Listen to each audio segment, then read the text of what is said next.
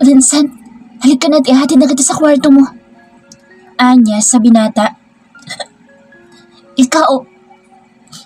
Ikaw may kasalanan kung bakit ako iniwan ni Amira. Lasing niyang sabi. Kahit nasasaktan si Sabrina, binaliwala niya na lang. Inakay niya sa Vincent at inalalayan ito hanggang sa makarating sila sa silid ng binata. Pinahiga niya ito at saka hinubaran ng damit. Pumasok siya sa banyo at kumuha ng bimpo at tubig sa planggana at matyagang hinilamusan si Vincent. Kasalanan mo kung bakit nawala siya sa akin. Wika ni Vincent kahit nakapikit na ito. Mga salitang dumudurog sa pagkatao ni Sabrina. Hindi niya naman gusto na saktan ng binata. Hindi niya ginusto na masira niya ang buhay nito. Kung saan ibibigyan lang siya ng kahit isang pagkakataon ng binata ay patutunayan niya dito na karapat-dapat din siya na mahalin, kagaya ng pagmamahal nito sa kasintahan niyang nag-iwan sa kanya. Hinawan ni Vincent ang kamay ni Sabrina at bigla itong tumayo at pumunta sa banyo. Sumunod naman si Sabrina at doon nakita niya si Vincent na suka ng suka. Lumapit siya dito, tinimas-simas niya ang likod ng binata. Sa kanya ulit ito pinunasan at inalalayan pabalik sa kama. Nang papahigain niya na si Vincent ay sabay silang natumba kaya napatungan niya si Vincent at naglapat ang kanilang labi. Nang hindi niya napapansin.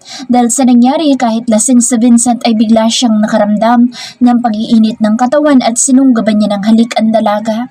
Isang halik na animoy sabik at uhaw na uhaw ang paraan ng paghalik ni Vincent sa dalaga. Kiss me back, bulong ni Vincent. Biglang natauhan ang nagwawalang puso ni Sabrina kaya naitulak niya ang kanyang asawa. Mali ito. Ayoko nang maulit pa ang isang gabing nangyari sa atin kaya pareho tayo ngayong nagdurusa. Umiiyak na sabi ni Sabrina, saka ito pumihit patalikod para umalis. Bigla siyang hinila ni Vincent at niyakap siya nito. Asawa na kita ngayon at obligasyon mong paligayahin ako at ibigay ang pangangailangan ko. Sabi sa kanya ni Vincent, saka siya nito itinulak sa kama at marahas na hinalikan. Itinulak ni Vincent sa kama si Sabrina saka siya nagubad ng kanyang damit para siyang sabik na sabik. Dahan-dahang tumayo si Sabrina sa kama dahil natatakot siya sa kung ano ang pwedeng gawin sa kanya ng kanyang asawa. Mababa na sana siya ng kama nang bigla siyang nahawakan ni Vincent sa braso. Where are you going? Bulong sa kanya ng binata. Vincent, please. Lalabas na ako. Pakiusap niya sa binata. You can't go out. Do your job as my wife and have sex with me. Bulong sa kanya ni Vincent. Hinawi na ni Vincent ang kanyang buhok sa batok at banayad siya nitong hinalikan. Patak-patak na halik mula sa leeg pababa sa kanyang balikat. Habang ang mga kamay ni Vincent ay gumagapang pababa para hubadan siya ng damit. Hanggang saan natin na lang ay ang kanyang undergarments. Pinihit niyang paharap sa Sabrina at nagtama ang kanilang mata. Mga matang punong-puno ng galit ang kay Vincent at pagsusumamo naman ang kay Sabrina. Pakiramdam ni Sabrina ay napapaso siya sa paraan ng pagtitig sa kanya ng kanyang asawa. Hinawakan ni Vincent ang mukha ng kanyang asawa at hinipo ng palad niya ang pisngi nito. Nakakaramdam si Sabrina ng pananabik sa paraan ng paghawak sa kanya ni Vincent. Nawawala ang galit sa mga mata nito at napapalitan na ng pananabik na maski siya ay nananabik na din sa lalaking mahal niya. Hindi lang mahal, kundi mahal na mahal. Your face is so soft and I love touching it. Bulong sa kanya ni Vincent. Nakaramdam ng kilig si Sabrina nang marinig ang mga salitang iyon galing sa kanyang asawa. Kung ito ang paraan para mapalapit sa iyo, ay buong puso ko itong gagawin. Usad ni Sabrina sa kanyang isip. Dahan-dahang inilapit na Vincent ang labi niya sa kanyang asawa at hinalikan ito. Sa una ay madiin hanggang sa unti-unti nang nagiging banayad ang paraan niya ng paghalik. Nakapikit si Sabrina dahil hindi niya alam kung ano ba ang dapat niyang gawin. Kiss me back, babe. Bulong muli sa kanya ni Vincent. Paano bang humalik? Pwede bang turuan mo ko? Malambing na sabi ni Sabrina. Just do what I'm doing to you, Vincent said softly. Ganito ba? Tanong niya. Yes, honey. That's right. Bulong ni Vincent. Sinabayan ni Sabrina ang ginagawa ng asawa. Halos mawala na sila ng hininga na maghiwalay ang mga labi nilang dalawa. Nababaliw si Sabrina sa ginagawa sa kanya ni Vincent, bagay na hindi niya naranasan noong una siyang inangkin ng binata. Marahas at may kasamang gigil ang pag-angkin sa kanya noon ni Vincent, pero ngayon ramdam niya ang kaibahan. Parang may pagmamahal at paggalang sa kanya. Hindi niya alam kung imagination niya lang iyon dahil umaasa siyang mamahalin din siya ng kanyang accidental husband.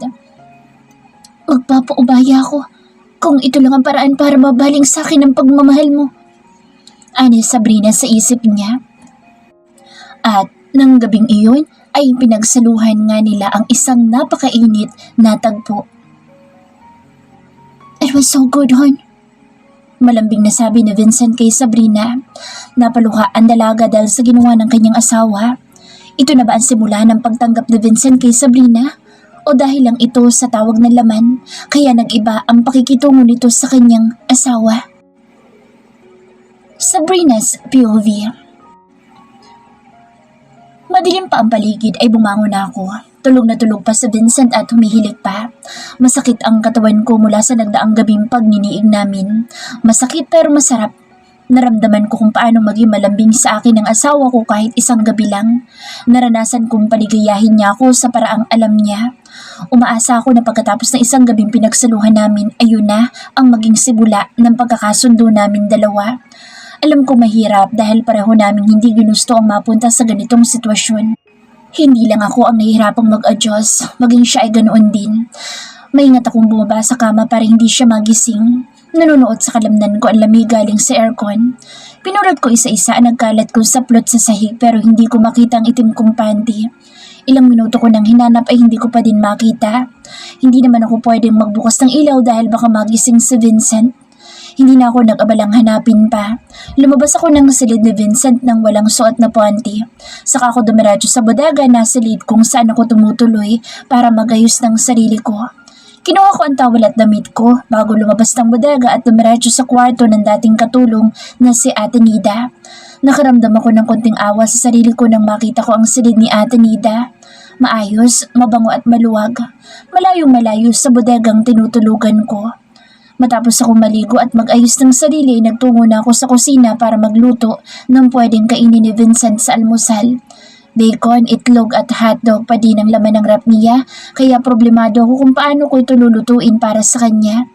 Sumasakit na ang ulo ko. Wala pa din ako maisip na ibang paraan. Binuksan ko na din ang mga cabinet niya kung may stock ba pero wala na laman ng mga ito.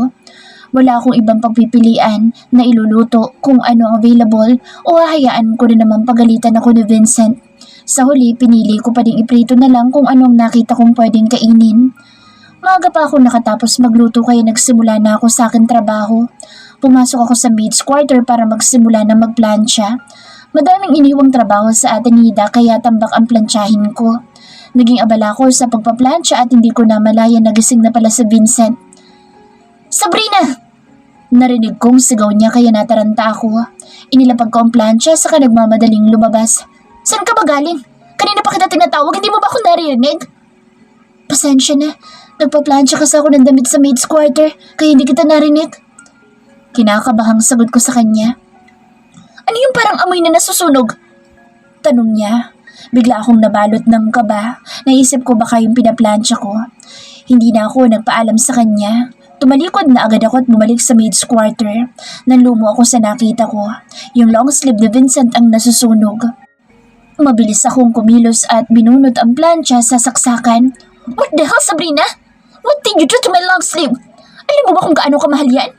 Kulang pa ang perang meron ka para mabili yan. Galit na sigaw ni Vincent. Kahit kailan talaga, pero wish ang dala mo sa buhay ko. Nag-iisip ka ba? Yan ang nga lang ang gagawin mo, nanira ka pa.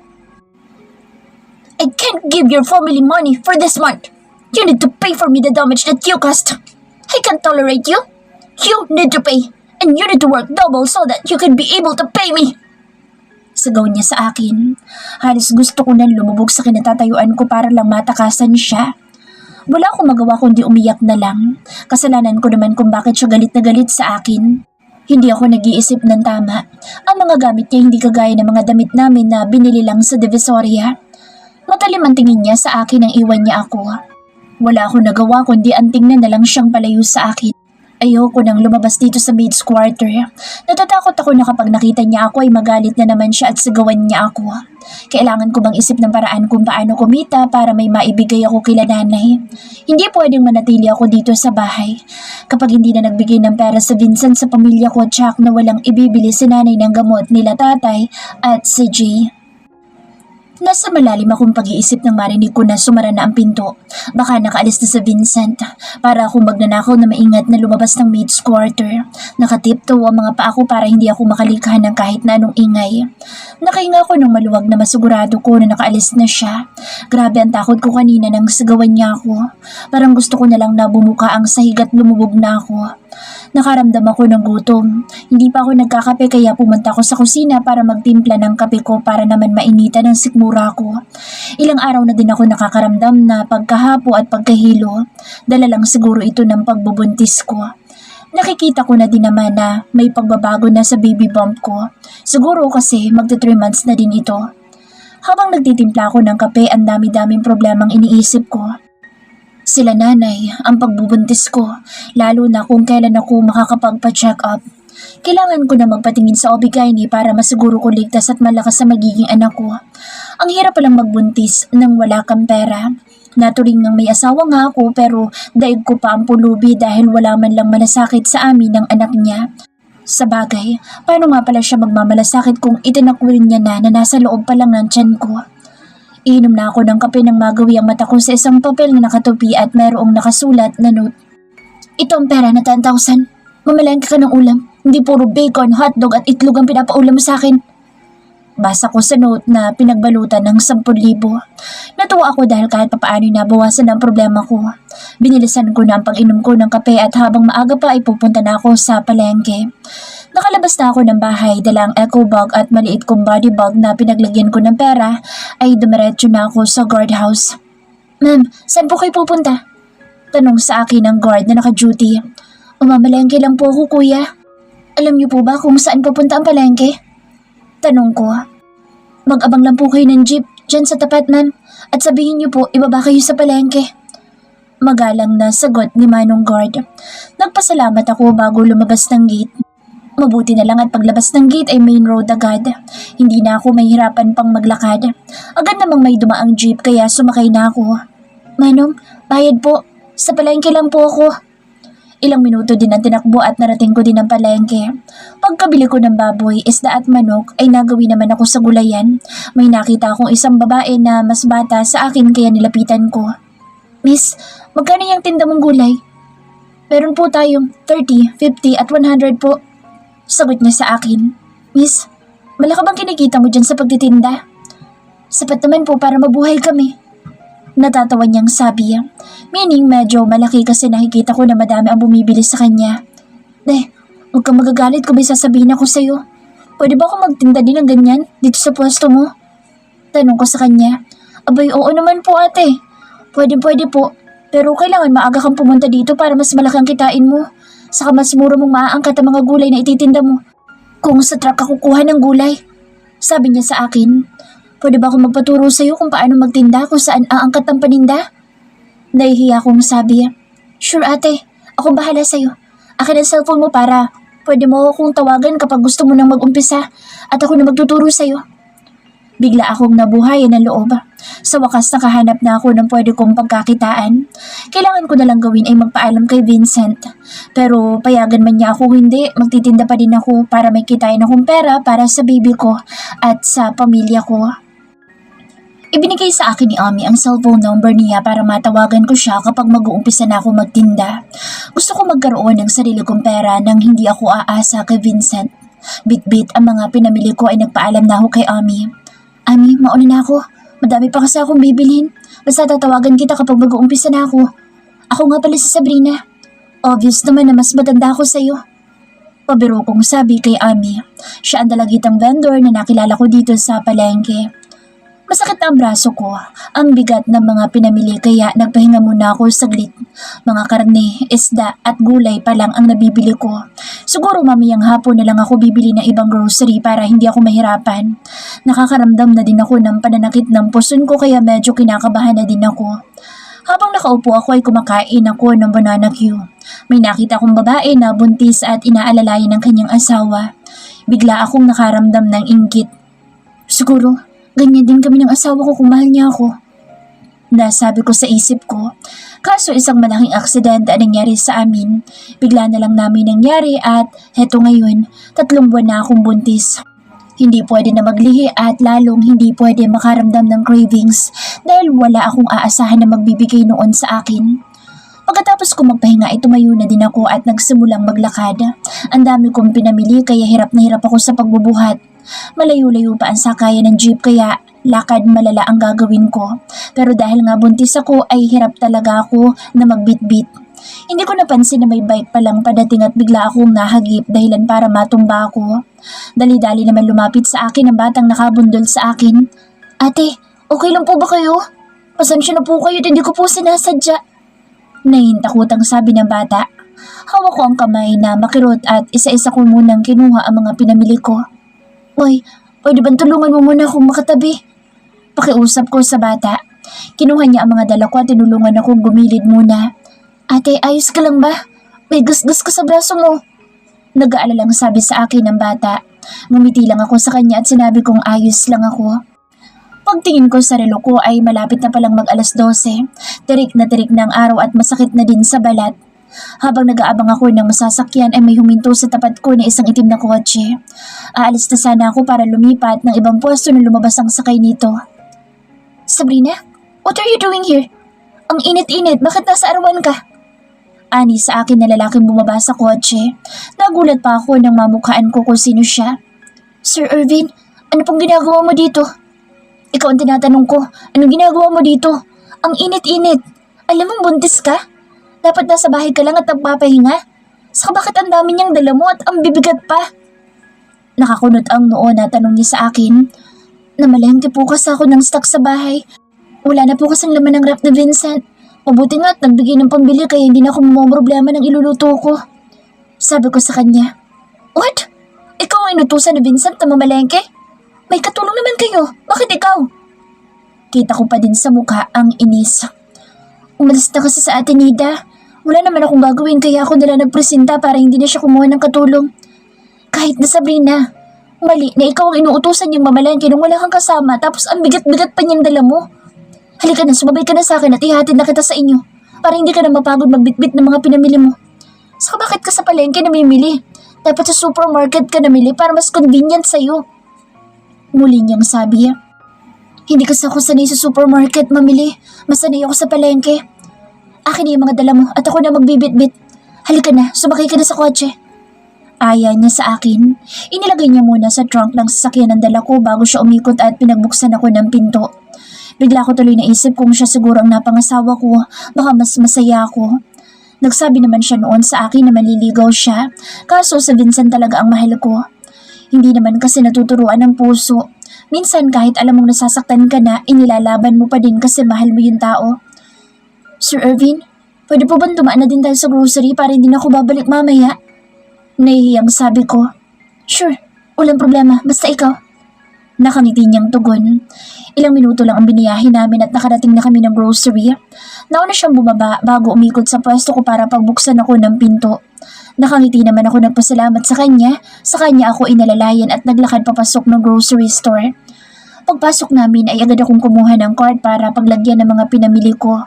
Dahil limited lang ang perang dala ko ay inisa-isa ko talagang tinitigan ang mga binibili ko. Nakikita ko ang mukha ni Sir Irvin na parang gustong magtanong sa akin kasi may hawak akong cellphone para i-compute kung kasya pa ba na pambayad ang pera ko. What are you doing, Sabrina? Hindi nakatiis na tanong niya. Tinitingnan ko lang po kung kakasya pa ang pera ko. Baka po kasi sumobra. Nakakahiya pag naipunch na sa computer. Sagot ko. Get all you want at ako na bahala magbayad. Utos niya sa akin. Hindi ko naman ginawa kasi nahihiya ako na siya ang magbabayad hindi naman siya kasama sa bahay. Nang matapos na kaming mamili ay inalok niya pa akong kumain kaya pinagbigyan ko naman. Saglit lang naman kami kaya nang matapos na ay agad na din akong nagyayang umuwi. Nararamdaman ko kasing masakit na ang balakang ko na natumba kanina. Habang nasa biyahe kami pauwi ay nag-uusap kaming dalawa. Sabrina, ayos lang ba kayo ni Vincent?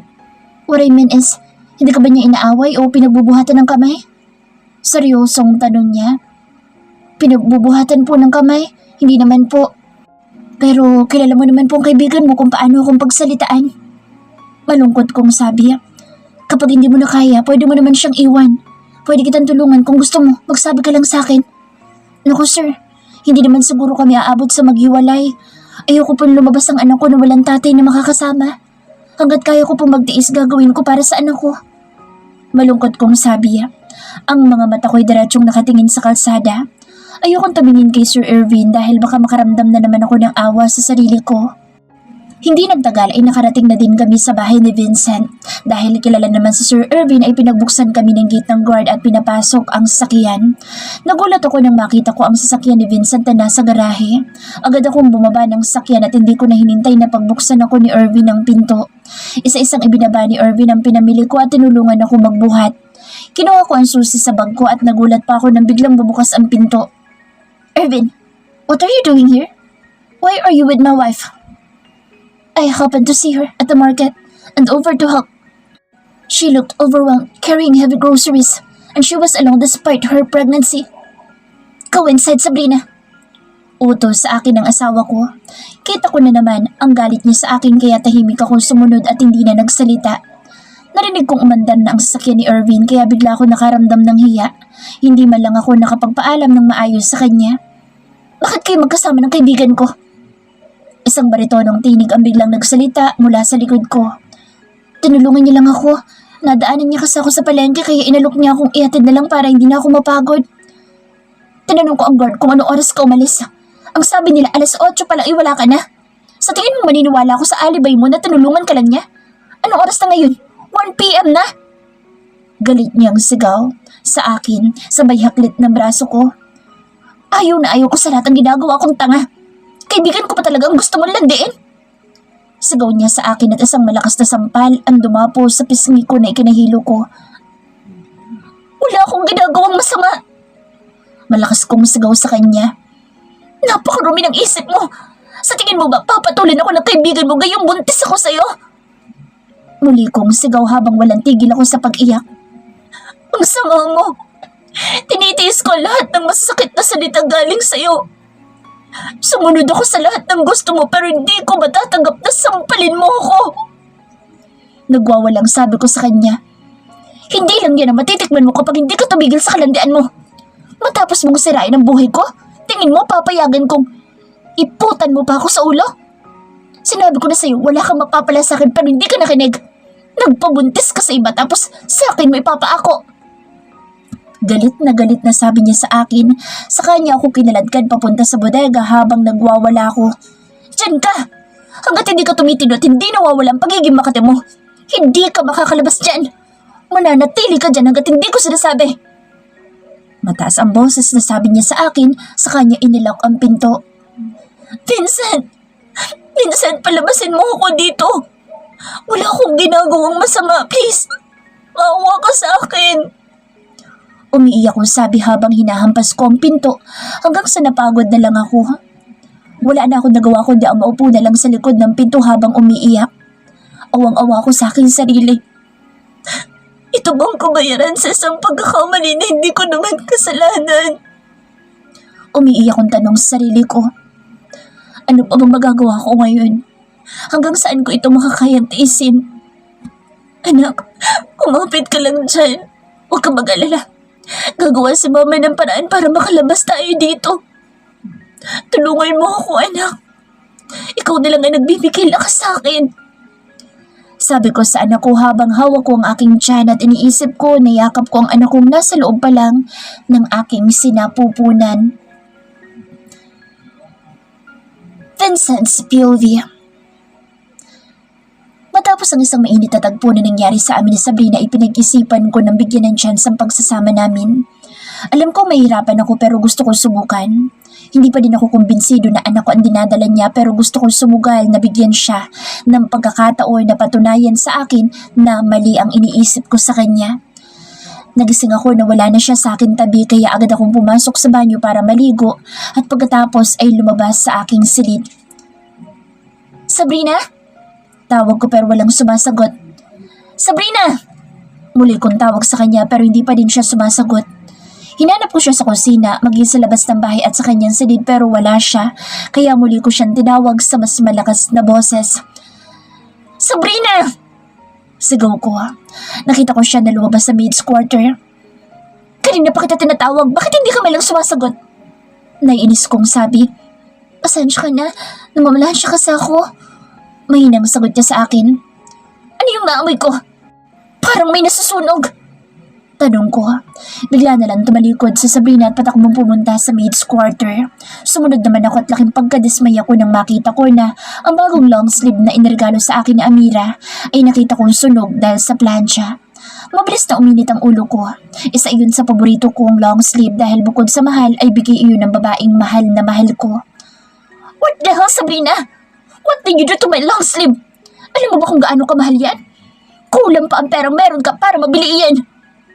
Galit na sigaw ko. Kahit kailan talaga perwisyon dala mo sa buhay ko? Nag-iisip ka ba? Yan nga lang ang gagawin mo, naninira ka pa? I can't give your family money for this month. You need to pay for me. You need to pay the damage you caused. You can't tolerate. You need to pay and you need to work double so that you can be able to pay me. Galit na galit kong sigaw sa kanya. Napakatanga niya para iwan ang plancha na nakasaksak sa ibabaw ng polo ko. Gusto ko siyang palayasin pero nagpigil pa din ako. Hindi ko siya palalayasin ng ganun-ganun lang nang hindi niya pinagbabayaran ng ginawa niyang katangahan. Mula nang nakilala ko siya, puro problema na lang ibinigay niya sa akin. Sa inis ko, tumalikod na ako at umalis dahil pag hindi ko pa ginawa ay baka masaktan ko na siya. Hindi yung halaga ay kinagagalit ko kundi sa dami ng damit. Ang pwede niyang masunog bakit ang damit ko pang bigay ni Amira. Hindi ko alam kung nananadya ba siya. Bumalik ako sa silid ko at nagbihis. Hindi ko siya nakitang lumabas ng maid's quarter kaya hinayaan ko na lang. Nakita ko ang pagkaing niluto niya para sa akin at kagaya pa din kahapon, hotdog, itlog at bacon ang nakahain sa lamesa. Kumuha ako ng halagang 10,000 sa pitaka ko at iniwan ko iyon sa lamesa. Naglagay din ako ng note na mamalengke siya para hindi puro itlog lang ay papakain niya sa akin. Lumabas na ako ng bahay at dumiretso sa parking saka ako sumakay sa aking sasakyan. Dumaan muna ako sa hotel para makipagkita kay mommy. Ibinalik ko na sa kanila ang hotel dahil tapos ko nang ayusin ang naging problema nito. Pagkarating ko sa hotel ay ipinarada ko na ang sasakyan ko sa tapat nito at saka ako bumaba. Nasa entrance pa lang ako ay binabati na ako ng aming mga empleyado. Naglakad ako papunta sa elevator at pinindot ang floor kung nasaan ang opisina ko. Good morning, sir. Kanina pa po kayo hinihintay nila madam at senyor. Ngumiti lang ako, saka ako pumasok sa nakapinid na pinto. You're here, son. How's your wife? Is she good? Hindi mo naman siguro siya pinapahirapan, di ba? Tanong sa akin ni mommy. She's fine, mom. And she's doing great. Don't worry about her. Hindi naman siguro siya mamamatay sa akin. Dagdag ko pang sabi. Vincent, I don't like what you're saying. Hindi mo dapat yan sinasabi sa asawa mo. Please, anak. Learn to love your wife. Mabait ang asawa mo. Ayaw mo lang bigyan ng pagkakataon ng sarili mo para makita ang kabutihan sa puso ni Sabrina. Magkakaanak na kayo. At hindi makabubuti sa kanya kung lagi mo siyang sisigawan at aawayin. Pagkumbinsi sa akin ni mommy. Think about it, son. Subukan mong mahalin si Sabrina and give her a chance to prove herself to you. Muling sabi ni mommy. Hindi na ako sumagot. I know that I hate her so much. That's why I can't see the goodness in her. But can't she blame me? The woman I loved the most broke up with me because of her. After namin mag-usap nila mommy ay nagpaalam na din ako. Kailangan ko nang bumalik sa opisina ko dahil may hahabulin pa akong meeting ng aking investor. After 30 minutes of travel, I reached my office. I stepped down from my car at pumasok ako sa building na pag-aari ko. Dumiretso ako sa aking private lift at pinindot ang 15th floor kung saan nandoon ang aking opisina. Good morning, sir. Bati sa akin ng aking mga empleyado. Isang ngiti lang ang isinukli ko sa kanila at dumiretso na ako sa aking opisina. Good morning, sir. Mr. Conrad is waiting for you in the conference room. The secretary said. Okay, then please, follow me to the conference room and bring the portfolio that I need for my meeting. I said. Pumasok ako sa loob ng opisina ko at kinuha ko ang aking laptop bago ako nagtungo sa conference room. Inabutan ko na sina Mr. Conrad na nakaupo at naghihintay sa akin. I'm sorry I'm late. Can we start the meeting? Magalang kong sabi. Halos 1 oras at kalahati din tumagal ang pag-uusap namin at maganda naman ang naging resulta dahil nagkapirmahan na din kami ng kontrata. Thank you, Mr. Conrad. It's nice to do business with you. Thank you for trusting our company and we promise that you're not going to regret this day. Matapos ang aming meeting ay bumalik ako sa aking opisina para gawin ang naiwan ko pang mga trabaho. Tambak ang mga papeles na dapat kong basahin at pirmahan. Habang nakaupo ako sa swivel chair ko ay biglang pumasok sa isip ko si Sabrina at ang sinabi sa akin ni Mommy. Naisip ko na tama naman ang aking ina. Bakit hindi ko bigyan ng pagkakataon ng aming kasal ni Sabrina? Baka mag-workout naman at magkaroon ng magandang resulta. Wala na si Amira kaya dapat ko na siyang kalimutan at ituon ang sarili ko sa aking asawa.